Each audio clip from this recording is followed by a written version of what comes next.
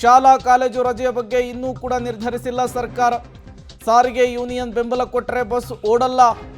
KSRTC BMTC ಸಂಚಾರದ ಬಗ್ಗೆಯೂ ಕೂಡ ಗೊಂದಲ. ನಾಳೆ ಯಾವುದೇ ಆಟೋ, ಓಲಾ, ಊಬರ್, ಟ್ಯಾಕ್ಸಿ ರಸ್ತೆಗಿಳಿಯಲ್ಲ. ಶಾಲಾ ಕಾಲೇಜುಗಳ ರಜೆಯ ಬಗ್ಗೆ ಇನ್ನೂ ಕೂಡ ಕ್ಲಾರಿಫಿಕೇಶನ್ ಸಿಗ್ತಾ ಇಲ್ಲ. SSLC ಎಕ್ಸಾಮ್ ಪೋಸ್ಟ್ಪೋನ್ ಆಗಿದೆ. ಬಟ್ ಈಗ 1ರಿಂದ 9ನೇ ತರಗತಿಯ ವಿದ್ಯಾರ್ಥಿಗಳಿಗೆ ನಾಳೆ ಗಣಿತ ಸೇರಿ ಬೇರೆ ಬೇರೆ ವಿಷಯಗಳಿಗೆ ಪರೀಕ್ಷೆ ಇದೆ. ಹಾಗಾಗಿ ಯಾವುದೇ ಒಂದು ಕ್ಲಾರಿಫಿಕೇಶನ್ ಅನ್ನು ಕೊಡದೇ ಇರುವ ನಿಟ್ಟಿನಲ್ಲಿ ಪರೀಕ್ಷೆ ನಡೆಯುವಂತಹ ಸಾಧ್ಯತೆಗಳು ಕೂಡ ಇರುವಂಥದ್ದು. ಹಾಗಾದರೆ ನಾಳೆ ಕನ್ನಡ ಪರ ಸಂಘಟನೆಗಳು ಅಖಂಡ ಕರ್ನಾಟಕ ಬಂದ್ಗೆ ಕರೆಯನ್ನು ಕೊಟ್ಟಿದ್ದಾರೆ. ನಾಳೆಯ ಬಂದ್ ಜನಸಾಮಾನ್ಯರಲ್ಲಿರುವಂತಹ ಪ್ರಶ್ನೆ ಏನಿರುತ್ತೆ ಏನಿರಲ್ಲ ಅಂಥೇಳಿ. ಹಾಗಾದರೆ ನಾಳೆ ಅಖಂಡ ಕರ್ನಾಟಕ ಬಂದ್ ಆಗ್ತಾ ಇರುವ ಹಿನ್ನೆಲೆಯಲ್ಲಿ ಏನೇನು ಇರುತ್ತೆ?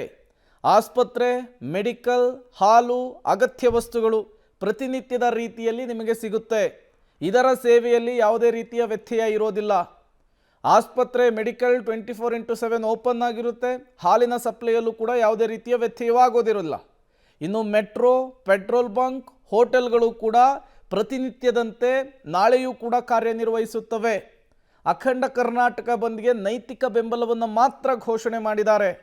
ಹಾಗಾಗಿ ಹೋಟೆಲ್ ಓಪನ್ ಇರುತ್ತೆ, ಪೆಟ್ರೋಲ್ ಬಂಕ್ಗಳು ಓಪನ್ ಇರುತ್ತೆ. ಯಥಾ ರೀತಿಯಲ್ಲಿ ಮೆಟ್ರೋ ಕೂಡ ತನ್ನ ಸೇವೆಯನ್ನು ಮುಂದುವರಿಸ್ತಾ ಇದೆ. APMC ನಾಳೆ ಓಪನ್ ಇರುತ್ತೆ. ನೀವು ತರಕಾರಿಗಳನ್ನು ತೆಗೆದುಕೊಳ್ಳೋದಕ್ಕೂ ಕೂಡ ಅವಕಾಶ ಇರುತ್ತೆ. ನಾಳೆ ಕರ್ನಾಟಕ ಬಂದಿದ್ರೂ ಕೂಡ ಇವರೆಲ್ಲರೂ ಕೂಡ ಕಾರ್ಯಾಚರಣೆಯನ್ನು ಮಾಡ್ತಿದ್ದಾರೆ, ಕೆಲಸವನ್ನು ಮಾಡ್ತಾ ಇದ್ದಾರೆ. ಪೀಣ್ಯ ಕೈಗಾರಿಕಾ ಪ್ರದೇಶ ಕೂಡ ಓಪನ್ ಇರುತ್ತೆ. ಇವರು ಕೂಡ ನೈತಿಕ ಬೆಂಬಲವನ್ನಷ್ಟೇ ಘೋಷಣೆಯನ್ನು ಮಾಡಿರುವಂಥದ್ದು. ಹಾಗಾದರೆ ನಾಳೆ ಕರ್ನಾಟಕ ಬಂದ್ ಆಗ್ತಾ ಇದೆ. ಏನೇನು ಇರುತ್ತೆ ಅನ್ನೋದ್ರ ಬಗ್ಗೆ ನಾವು ನಿಮಗೆ ಮಾಹಿತಿಯನ್ನು ಕೊಟ್ವಿ. ಏನೇನು ಇರಲ್ಲ ಅದನ್ನು ಕೂಡ ನೋಡ್ತಾ ಹೋಗೋಣ. ಓಲಾ, ಊಬರು, ಟ್ಯಾಕ್ಸಿ, ಆಟೋ ಇರೋದಿಲ್ಲ. ನಾಳೆ ವೀಕೆಂಡು ಆಟೋ ಬುಕ್ ಮಾಡ್ಕೊಬೋದು, ಟ್ಯಾಕ್ಸಿ ಬುಕ್ ಮಾಡ್ಕೊಬೋದು. ನೀವು ಅಂದ್ಕೊಂಡಿರೋ ಜಾಗಕ್ಕೆ ಹೋಗಬೇಕು ಅಂತ ಏನಾದರೂ ಪ್ಲಾನ್ ಮಾಡ್ಕೊಂಡಿದ್ರೆ ನಿಮ್ಮ ಪ್ಲಾನನ್ನು ಚೇಂಜ್ ಮಾಡ್ಕೊಳ್ಳಿ. ಓಲಾ, ಊಬರ್ ಮತ್ತು ಟ್ಯಾಕ್ಸಿ, ಆಟೋಗಳು ನಾಳೆ ಬೆಂಗಳೂರಿನ ರಸ್ತೆಗೆ ಇಳಿತಾ ಇಲ್ಲ. ಅಖಂಡ ಕರ್ನಾಟಕ ಬಂದ್ಗೆ ಸಂಪೂರ್ಣ ಬೆಂಬಲವನ್ನು ಘೋಷಣೆ ಮಾಡಿದ್ದಾರೆ. ಹಾಗಾದರೆ 50-50 ಅಂದರೆ ಆ ಕಡೆನೂ ಅಲ್ಲ ಈ ಕಡೆನೂ ಅಲ್ಲ, ನೈತಿಕ ಬೆಂಬಲವನ್ನು ಕೊಟ್ಟವರು ಯಾರ್ಯಾರು ನೋಡ್ತಾ ಹೋಗೋಣ.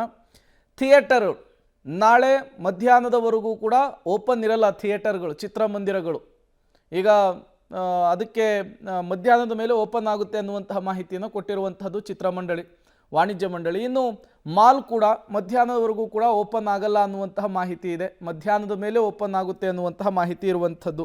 ಇನ್ನು ಬೇಕರಿ, ಬಾರ್ ಆ್ಯಂಡ್ ರೆಸ್ಟೋರೆಂಟ್, ಅಂಗಡಿ ಮುಂಗಟ್ಟುಗಳು, ಬೀದಿ ಬದಿ ವ್ಯಾಪಾರ ಇವೆಲ್ಲವೂ ಕೂಡ 50-50 ಬೆಂಬಲವನ್ನು ಕೊಟ್ಟಿರುವಂಥದ್ದು.